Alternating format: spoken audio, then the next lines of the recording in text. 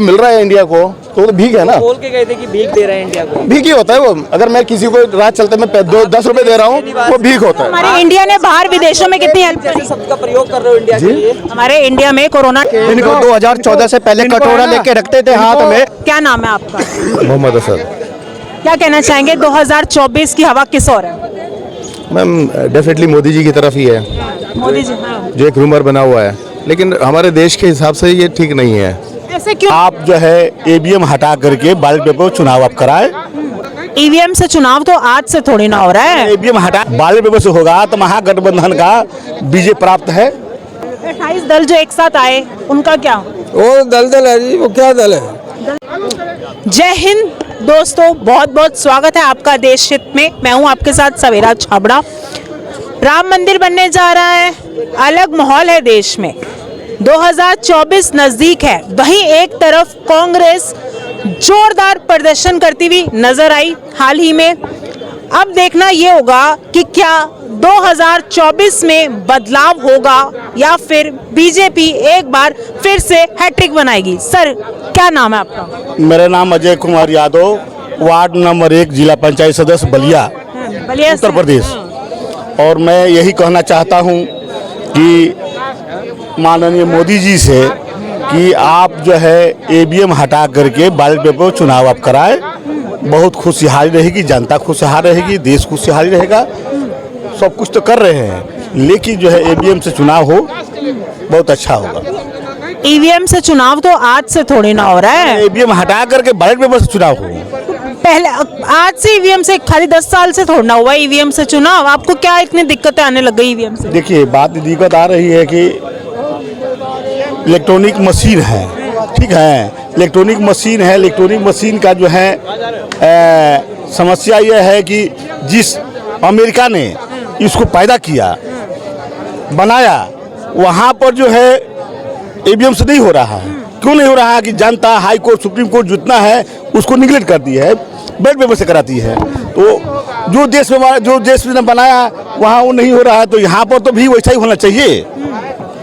EVM हटा करके ballot paper से होना चाहिए। ईवीएम हटा देंगे तो क्या बदलाव हो जाएगा 2024 में? बदलाव तो जनता के ऊपर निर्भर है, जनता करेगी, मैं करूँगा थोड़ी, जनता के ऊपर निर्भर है। बदलाव तो होना ही है। नहीं, बीजेपी अगर चुनाव जीतती है तो ईवीएम का दोष हो जाता है, तो फिर अगर बदल जाएगा। इतने हारने के बाद ऐसा है कि मैं तो बैलेट पेपर में आप देखे हैं ना, चुनाव हो रहा है तो बैलेट पेपर में करने से क्या दिक्कत आपकी है? पता नहीं क्या है हमारे करने का मतलब क्या टेक्नोलॉजी आगे बढ़ सता रहा है आपको? हमको पूछ रहे हैं आपसे, अगर बैलेट पेपर से होने से आपको डर है, हम पूछ रहे हैं आपसे। ईवीएम हटा दीजिए, ईवीएम हटा करके आप बैलेट पेपर चुनाव कराइए। भारत का जो है, जो देश बनाया अमेरिका, ईवीएम बनाया, ईवीएम से नहीं हो रहा है। वहाँ जो है सारा जनता निगलेक्ट कर दी, तो यहाँ पर ऐसा ही होना चाहिए। यहाँ तो बना नहीं है, यहाँ से वहाँ के दूसरे को देश को लेकर के यहाँ पर हम लोग यूज कर रहे हैं, तो उसको हटा करके बैलेट पेपर से हो खुशहाली, और क्या दिक्कत है? बैलेट पेपर से होगा तो कांग्रेस की सरकार वापसी आ जाएगी। ऐसा ही है, ऐसा ही होगा ना? देखिए, आए तो देखिए किसका आएगी, नहीं कि जनता के ऊपर निर्भर है। मैं कैसे बोल सकता हूँ कि उनकी आएगी कि इनकी आएगी, लेकिन जो है जनता चुनेगी बैलेट पेपर से। मैं चाहूंगा कि बैलेट पेपर से हो। 2024 में बदलाव होगा, आपके हिसाब से बदलाव होना चाहिए? बदलाव देखिए, बैलेट पेपर से होगा तो निश्चित ही है कि बदलाव होगा। बैलेट पेपर से होगा तो महागठबंधन का विजय प्राप्त है, मैं ये जानता हूँ। एक बार बने रहिएगा सर साथ में। अभी आपके पास फिर लौटूंगी। सर क्या लगता है, राम मंदिर बनने जा रहा है, कितने एक्साइटेड आप? हाँ, एक्साइटेड तो है। 500 साल की साधना पूरी हुई है, स्ट्रगल पूरा वो है। इसका असर 2024 में दिखाई देगा? हाँ, जरूर देगा जी, जरूर देगा। मोदी जी हैट्रिक बनाएंगे फिर से? हाँ, लगता तो है। 28 दल जो एक साथ आए उनका क्या? वो दल है जी, वो क्या दल है? दल है वो। हाँ, वो आपस में एक दूसरे की फिलॉसफी नहीं मिलती, टकराती है फिलॉसफी। आपस में ही टकराव है हाँ, उनके बीच। ये लोग जो कहते थे कि हम कांग्रेस शीला इसके भेज देंगे अंदर, वो खुद ही अंदर जा रहे हैं। मतलब कोई वो है नहीं, कोई डेफिनेट फिलॉसफी नहीं है जिससे कि लगे कि ये वाकई सीरियस है पॉलिटिक्स के बारे में। मोदी जी हैट्रिक बनाएंगे। सर आपके पास वापस इसलिए आई हो, आप एक सवाल का जवाब दीजिए। आप कह रहे हो ये गठबंधन है, वो बदलाव होगा अगर बैलेट पेपर पे चुनाव होगा, यही बात बोली आपने। अब इनकी आपस की नहीं बन रही तो कैसे ये जीत जाएंगे? हमने मान लिया, चलो पहले हो रहा है ईवीएम में, मानते हैं हम आपकी बात। मैं बता रहा हूँ ये आपसी पारिवारिक मतभेद है, मतभेद कुछ नहीं है, देखने के लिए है, बाहर के लिए दिखावटी है, लेकिन आपस में तालमेल एक है। मैं एक कहता हूँ आप हम कह रहे हैं कि जो है आपस में लोग फूट है, फूट नहीं है, सब एक है। रही बात की समय आएगा तो आज भी देखने को मिलेगा एक है, जब चुनाव आएगा नजदीक आ जाएगा उसमें भी देखने को मिलेगा कि जो है एक दिखेगा उसमें भी। सर क्या नाम है आपका? मोहम्मद असद। क्या कहना चाहेंगे 2024 की हवा किस ओर है?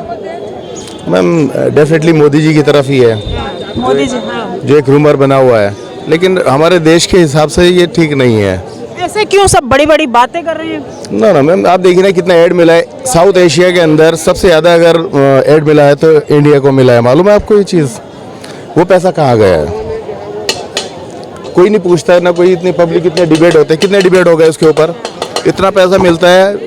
G20 हुआ है, वो G20 की जो जितनी भी कंट्रीज थी सब ने हमारे देश को पैसा देकर गए बहुत सारा। मालूम है आपको? यूके जैसी जगह से हमारे को 5,000 करोड़ मिला, सऊदी अरब से हमारे को 6,000 करोड़ रुपए मिला, हर साल मिलता है। तो वो एक बहुत बड़ा अमाउंट है। डेवलपमेंट तो हो ही रही है। नो मैम, कहीं क्या डेवलपमेंट है आप मुझे बताइए। जिस हिसाब से पहले होता था वो तब तो नहीं हो रहा है। तो पहले के हिसाब से नहीं हो रहा। बिल्कुल भी नहीं। अगर वो पैसा एक्चुअल में सारा लग जाए, जितना भीख मिल रहा है हमारे देश को, उस भीख का पैसा ईमानदारी से मिले तो हमारे देश में गरीबी खत्म हो जाए। वो नहीं लग रहा है कहीं भी। गरीबों के हित में काम कर रहे हैं मोदी जी। तो मैं कब मना कर रहा हूँ मोदी जी का, मैं तो ये कह रहा हूँ सिर्फ जितना भीख मिल रहा है हमारे देश को, साउथ एशिया में सबसे ज्यादा भीख इंडिया को मिला है। वो पैसा कहाँ गया है वो कौन बताएगा? एक भी डिपेंड नहीं हो रहा है। नहीं, भीख तो भीख होती है भाई, वो किसी को भी मिले। कोई जब वो मिल रहा है इंडिया को तो वो तो भीख है ना। बोल के गए थे कि भीख दे रहे हैं इंडिया को। भीख ही होता है वो। अगर मैं किसी को रात चलते मैं 10 रुपए दे रहा हूँ वो भीख होता है। हमारे इंडिया ने बाहर विदेशों में कितनी हेल्प करी? शब्द का प्रयोग कर रहे हो इंडिया के लिए। हमारे इंडिया में कोरोना टाइम में भी आपने देखा होगा बाहर विदेशों में कितनी हेल्प करी है, आप बताइए। उसमें भी जब हमारे यहाँ से बाहर कोई कहीं पे भी फंसता है, जो वॉर देशवासियों ने करा था, उसमें हम देशवासियों ने करा था। मोदी जी ने 2 अपने अकाउंट बनाए थे तो उसमें हमने दिया। देखो मैं बताऊं, हाँ, इन लोगों को भीख ही लगेगी। पहले डेवलपमेंट के हिसाब से पहले चोरी बाजारी नहीं हो रही थी, आतंकवाद नहीं होता, हिंदुओं के घर नहीं जलाए जा रहे थे, दंगा नहीं हो रहा था। कश्मीर में अब जो है ना, जो लूटे जा रहे थे वो नहीं हो रहा।